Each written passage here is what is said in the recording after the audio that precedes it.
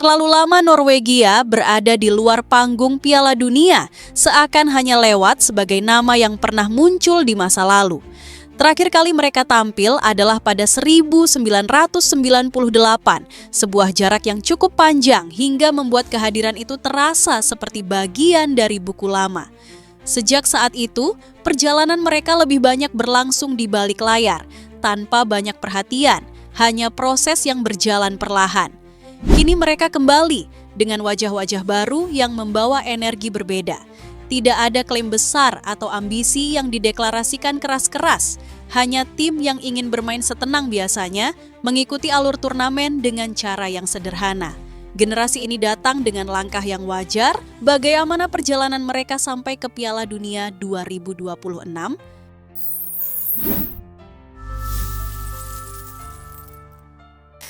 Piala Dunia 1998 pernah menjadi panggung terakhir ketika nama-nama seperti Thomas Mühre, Ståle Solbakken, Egil Østenstad, dan Ole Gunnar Solskjær masih memimpin perjalanan Norwegia. Mereka menutup edisi itu dengan langkah hingga babak 16 besar sebelum perlahan menghilang dari turnamen besar. Bahkan Euro 2000 menjadi jejak terakhir mereka di kompetisi tingkat tinggi. Wajar jika kelolosan ke Piala Dunia 2026 memberi ruang lega bagi sebuah negara kecil berpenduduk 5,5 juta jiwa, lebih karena penantian panjang itu akhirnya selesai. Penantian itu berakhir pada Senin dini hari waktu Jakarta di San Siro ketika Norwegia menang 4-1 atas Italia. Bukan hanya kemenangan yang dicatat, tetapi juga kepastian bahwa perjalanan mereka kembali berlanjut di panggung dunia. Momen itu terasa seperti titik sederhana yang menghubungkan masa lalu dengan apa yang ingin mereka capai sekarang. Jika melihat cara mereka melewati fase kualifikasi, kelolosan ini sebenarnya tidak datang sebagai kejutan.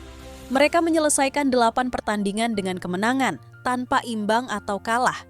Ritmenya stabil, seolah tim ini tahu apa yang harus dilakukan di setiap laga dan mengeksekusinya tanpa banyak bicara. Dengan 24 poin sempurna, ditambah 37 gol yang mereka hasilkan dan hanya 5 kali kebobolan, Norwegia menunjukkan konsistensi yang jarang terlihat dari tim yang sebelumnya lama absen di turnamen besar. Tidak ada selebrasi berlebihan dalam setiap kemenangan, hanya langkah-langkah yang terasa rapi dan sesuai tujuan. Di balik performa itu, ada struktur tim yang terisi dengan pemain-pemain yang sedang berada pada masa terbaiknya. Ryerson, Ajer, dan Hegem menjaga lini belakang tetap bersih. Di tengah ada kombinasi teknik dan ketenangan dari Nusa, Bob, Berg, Berge, dan Odegaard. Sementara di depan, Sorloth dan Haaland menjadi wajah paling mudah dikenali. Bersama-sama, mereka membentuk Norwegia yang tampak lebih seimbang, lebih sadar akan kapasitasnya, dan mungkin lebih siap dari sebelumnya. Di tengah menurunnya performa Italia, Norwegia justru menemukan kembali ruang untuk membangun kepercayaan diri. Mereka kembali ke kompetisi internasional bukan dengan gegap gempita, melainkan dengan struktur permainan yang terasa lebih matang dan skuad yang seolah tiba pada fase yang tepat. Bahkan penyerang andalan mereka diperkirakan masuk ke masa terbaiknya saat turnamen berlangsung, sebuah detail kecil yang menambah keyakinan tanpa perlu diperbesar. Gattuso sempat menyebut para pemainnya bermain dengan rasa takut ketika menghadapi Norwegia.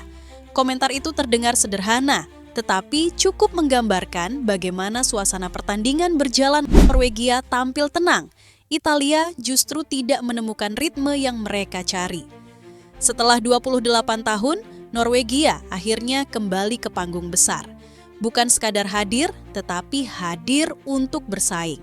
Tidak ada pernyataan besar, hanya perjalanan panjang yang akhirnya kembali pada jalurnya. Malam itu, di Eropa, mereka merayakan momen yang sudah lama tidak mereka rasakan. Dalam tensi pertandingan melawan Italia, Haaland kembali menunjukkan kemampuannya membaca situasi. 2 gol pada menit ke-78 dan 80 tidak hanya mengubah papan skor, tetapi juga meruntuhkan sisa perlawanan tuan rumah. Namun, sepanjang kualifikasi, meski kontribusinya besar, cerita Norwegia tidak berputar pada satu nama saja. Di lini depan, Sorloth menjadi pelengkap yang memberi keseimbangan. Dengan agresivitas dan ketajamannya, ia memberi dimensi berbeda yang membantu Norwegia menyesuaikan cara bermain di berbagai jenis laga. Sementara Odegaard, meski harus absen cukup lama karena cedera lutut, tetap menjadi referensi utama dalam cara tim ini bergerak dan mengambil keputusan. Ketiga pemain itu, Haaland, Sorloth, dan Odegaard akan tampil bersama di turnamen besar untuk pertama kalinya. Sesuatu yang sebelumnya hanya sebatas harapan para pendukung, kini kombinasi itu akhirnya benar-benar siap diuji di panggung dunia.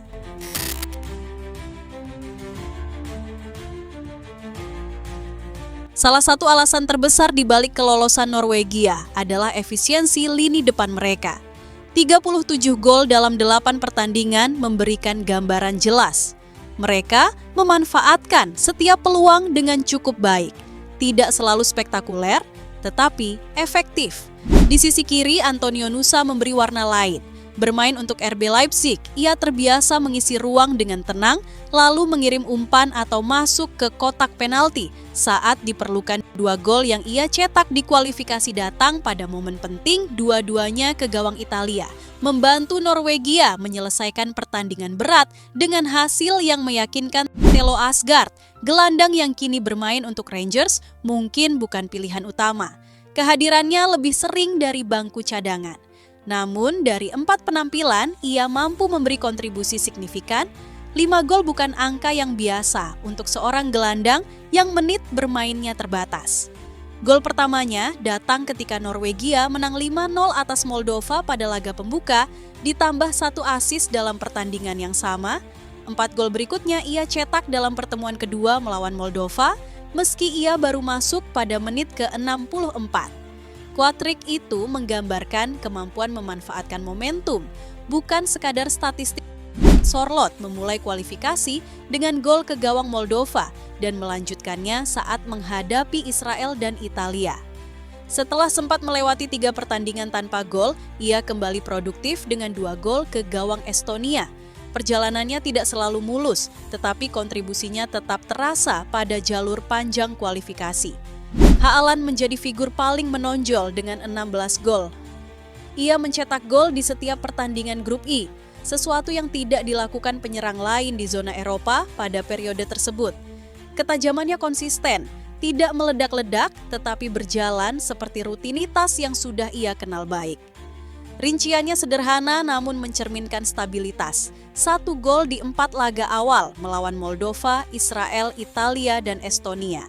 5 gol pada pertemuan kedua dengan Moldova, 3 gol ke gawang Israel, lalu brace menghadapi Estonia dan Italia. Konsistensi itu membuatnya menyamai catatan Cristiano Ronaldo dalam 1 periode kualifikasi. Dengan performa yang mengalir sepanjang 8 pertandingan, 4 penyerang Norwegia tampil sebagai fondasi penting untuk membawa negara itu kembali ke Piala Dunia sejak 1998. Tidak ada perayaan berlebihan, hanya hasil dari rangkaian keputusan yang tepat dan eksekusi yang berjalan sebagaimana mestinya.